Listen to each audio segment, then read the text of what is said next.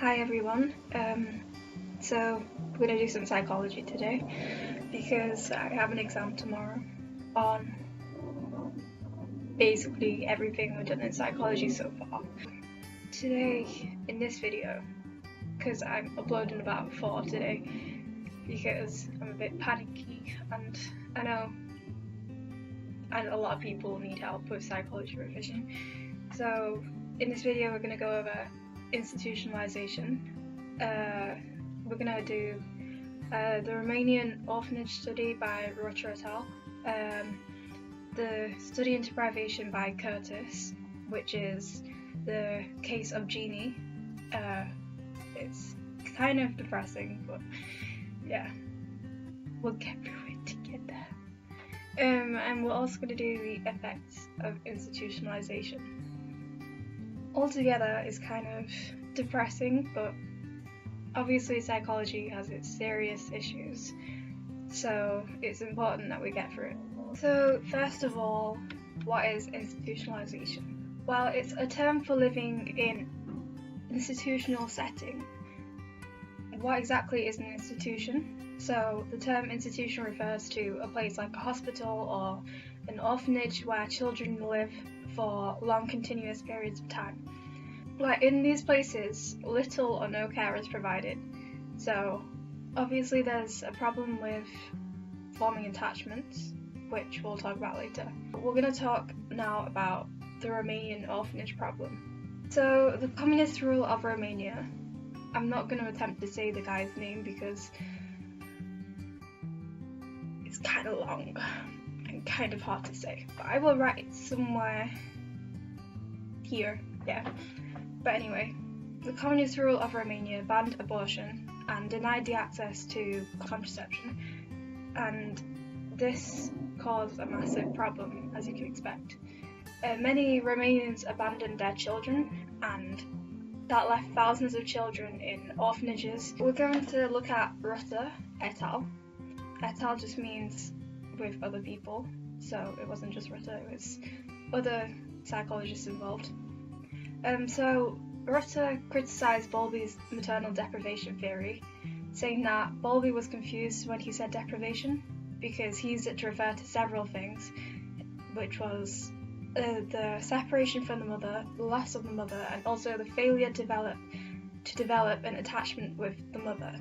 But these things are now split into deprivation and privation. Privation is when a child has never had an attachment to a mother or primary caregiver, so it never formed an attachment. But a deprivation is when an attachment was once formed but it's now broken. Rutter's study into the Romanian orphanages. In the 1980s and 1990s, many children were discovered in the overcrowded Romanian orphanages, with very little care provided by the staff running the institutions. The children were fed, clothed, and kept warm, but the vast majority had never experienced any form of sensitive care or on an emotional level. So, a number of orphans were adopted by Western families from the UK, and Rutter et al. In 2007 followed a group who were adopted by these families, and some before the age of 6 months and some after the age of 6 months. So some children who had been adopted before the age of 6 months and the critical period of attachment, and some after that critical period.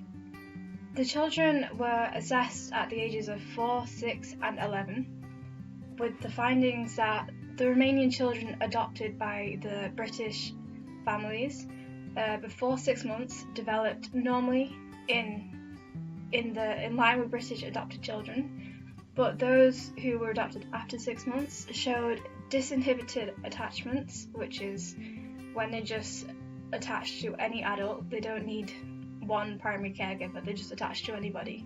And they usually had problems with peer relationships in later life.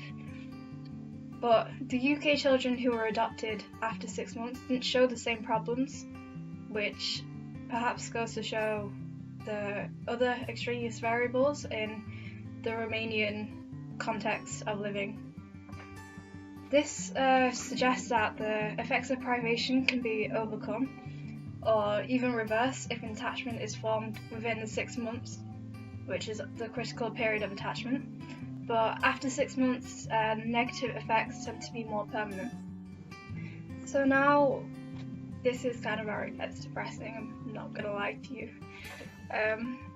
It's a study into privation by Curtis in 1977, also known as the case of Jeannie. So Jeannie is a girl who's suffered extreme cruelty from her parents, and she never formed any attachments.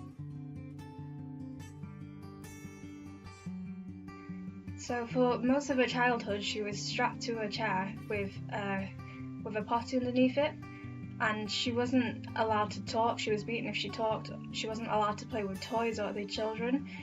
But finally, she was discovered at the age of 13, and astonishingly, she learned language, like basic language, obviously, but the basic skills of intellect and social skills were never fully developed, as you can imagine. So what are the effects of institutionalisation?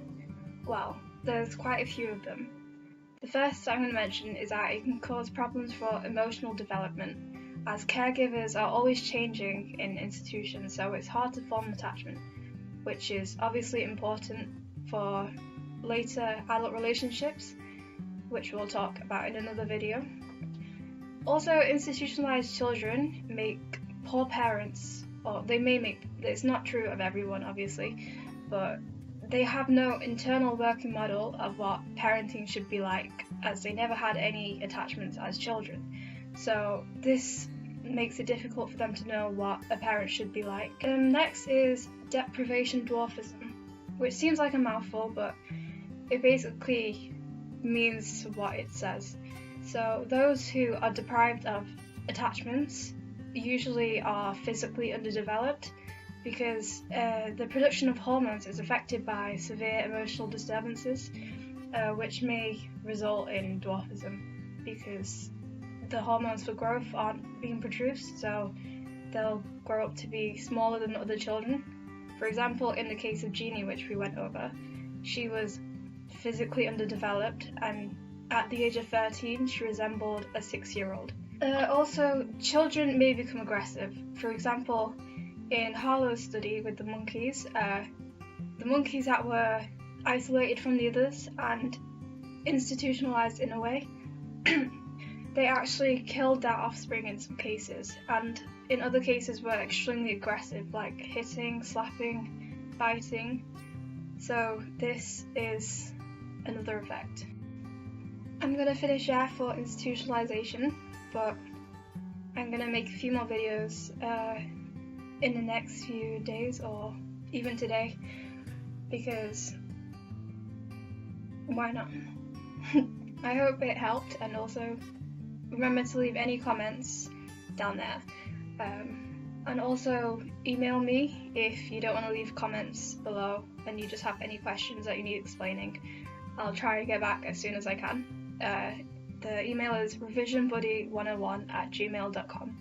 I'll write it in the comment section also. So yeah, have a great day. Bye bye.